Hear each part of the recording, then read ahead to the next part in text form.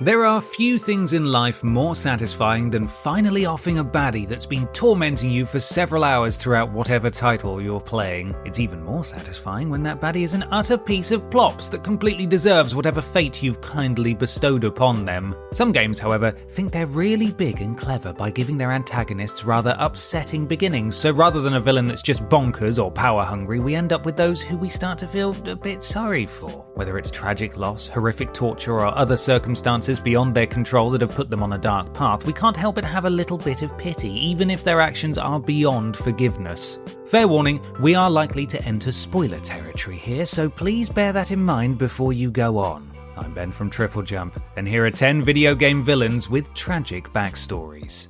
Number 10. Raul Menendez, Call of Duty Black Ops 2. Despite being a drug lord, the leader of a terrorist organisation, and all-round douche canoe, we do have to feel a bit sorry for COD Blops 2's Raul Menendez. After all, he's not had the best time of it growing up. Following an earthquake in 1972, Raul's family lost everything, including their home, and were forced to take to the streets. As if that weren't enough, his sister was horrifically disfigured in a warehouse fire set by its American owner for insurance fraud purposes, which, along with atrocities witnessed during the Nicaraguan Revolution, caused Raul to become embittered towards the United States. Faced with the prospect of abject poverty, Raul and his father began selling drugs in order to make enough money to survive, which is obviously awful, but if it's the choice between that and starvation, well, there's not really an awful lot you can do, is there? Fortunately or unfortunately, depending on how you look at it, the whole drug-dealing hustle was a tremendous success, evolving into the infamous Menendez cartel and assuring its founders' descent into criminality. Whichever way you look at it, Raul Menendez isn't winning any awards for being a good bloke, but knowing his backstory at least goes some of the way towards explaining why he's such a bad man. Number 9. The Boss, Metal Gear Solid 3 Snake Eater. Now this entry's a bit tricky, and you might even go so far as to say it's a little unusual on account of the fact that although the boss is presented as one of the central antagonists in 2004's Metal Gear Solid 3 Snake Eater, she's not really a baddie, which is kind of what makes her so tragic. Throughout the game, players are led to believe that the boss is in league with Colonel Volgin, a sadistic extremist that plans to use a nuclear-equipped tank called the Shagohod in order to seize control of the Soviet Union. Players will come across the boss on a number of occasions throughout MGS3, and on the orders of his superiors, protagonist Naked Snake will attempt each time to dispatch the dastardly quote-unquote villain every time. The galling thing is, however, that the boss isn't actually a bad guy at all. In fact, she's been tasked by the US with stealing the philosopher's legacy from Volgin and to give it to Snake, but then diet his hand so as not to incite all-out war between the Soviet Union and the United States. She's literally just been acting in the interests of the greater good, and we've spent the whole time being mad at her. Boy, is egg on our faces. Number 8. Seymour Guardo, Final Fantasy X. If you're a psychopath hell-bent on killing absolutely everyone, you'd better have a good reason for being that way. Fortunately, Final Fantasy X's Seymour Guardo certainly does, and though his backstory doesn't absolve him of any of his murderous crimes, it does give us a bit of insight as to why he's such a maniac in the first place. Seymour, born half human, half Guardo, was originally conceived in order to strengthen the bonds between the two peoples. However, this completely backfired when both sides saw him as an abomination and refused to have anything to do with him. None too pleased with the outcome, his father ordered that he and his mother be exiled, and in order to try and assure the pair's acceptance in f.e.a.r, she sacrificed her life to become a faith. This naturally had a bit of an impact on Seymour, and over the course of several years, his sorrow and isolation slowly twisted his mind, so he murdered his own father in order to take his place as leader of the Guardo, and vowed to destroy f.e.a.r in order to save its inhabitants from the suffering of sin. Number 7. Queen VANESSA, A Hat in Time. I believe it was Joy Division who sang that love will tear us apart, and though they probably didn't have indie romp A Hat in Time in mind when they wrote the catchy bop, it's undeniable that the sentiment applies perfectly to antagonist Queen VANESSA. Appearing as a shadowy figure with glowing red eyes, Queen VANESSA lives alone in her manor, twisted by her obsession with a character known only as the Prince. Players can uncover VANESSA's backstory by reading the notes scattered around her manor, but doing so pieces together a tragic tale of obsessive love. She writes of her jealousy of the Prince's tutor, remarking that she took all of his time while VANESSA received only letters, and flies into a rage after she mistakes her interaction with the florist for betrayal, locking him up in her basement as punishment. She was so consumed with jealousy, in fact, that she was transformed from a beautiful woman into the figure we encounter as players, the dark energy within her becoming so powerful that it froze and killed everyone living in her kingdom. God, the next time someone breaks up with you, just listen to the Backstreet Boys and drown yourself in Ben and Jerry's like the rest of us. You think you're better than us? I mean, you've got a manner, so maybe. Number 6.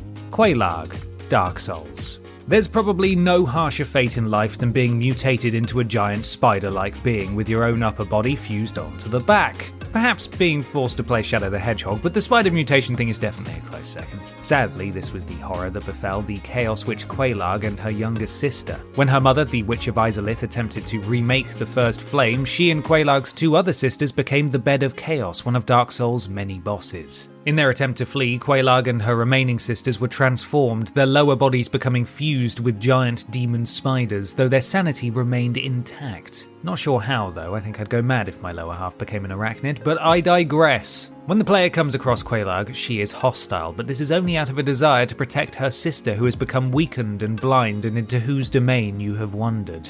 The tragedy of QUELAAG is that she really is just a victim, transformed into a foul beast by the actions of her mother and left to take care of her sister, who arguably gets it even worse than QUELAAG does, if such a thing is even possible. Number 5. ALMA Wade, f.e.a.r.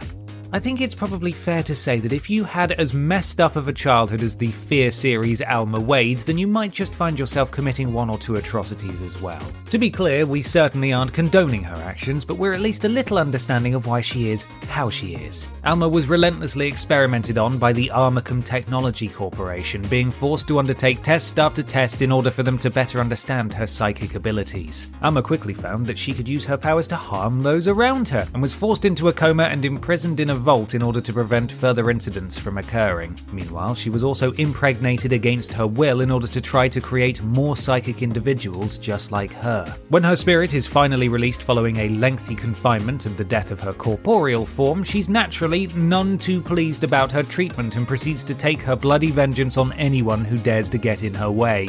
If you don't stop that, young lady, you'll be getting a timeout. Right, that's it. No TikTok for a month. Number 4. Mr. Peterson, aka the neighbour. Hello neighbour.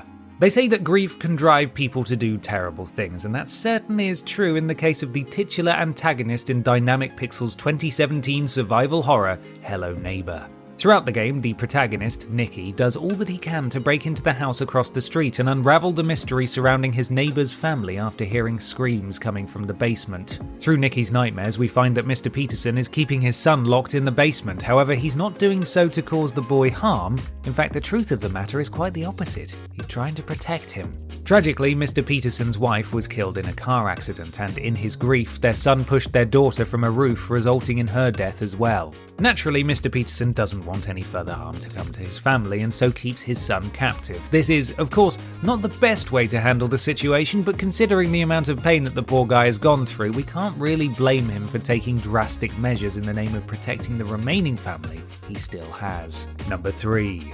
Scott Shelby, Heavy Rain.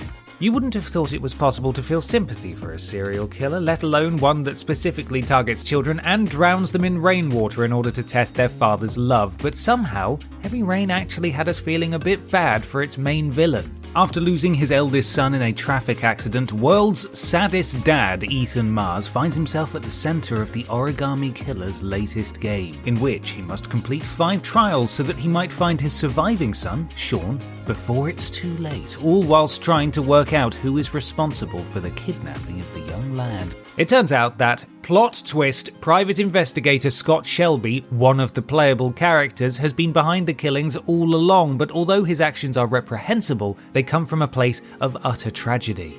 Through flashbacks, we find out that Shelby's own brother was killed after becoming stuck in a pipe that slowly filled with water and was forced to watch on, helpless due to his father's refusal to help. The killings are, of course, unforgivable, however we can't help but feel a bit for the man behind them, knowing the horrific event that set them all in motion.